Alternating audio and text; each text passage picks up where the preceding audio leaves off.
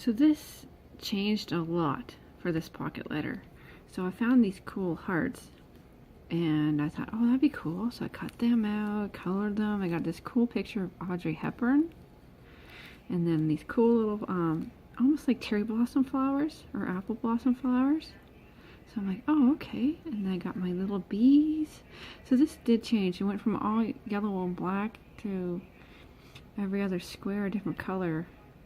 And see, you got your peonies, and that's a fancy tulip.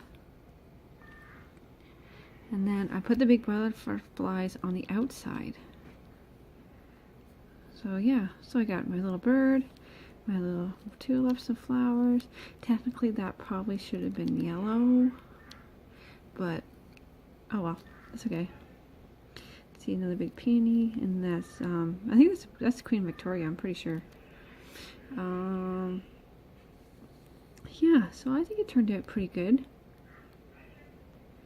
So yeah,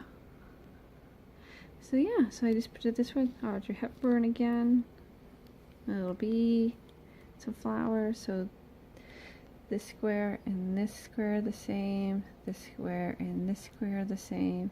And I always try to want to do the center different because it's a center square. So yeah, so this is a vintage tricolor pocket letter that I made for my Facebook group, and it turned out pretty good. I'm happy with it.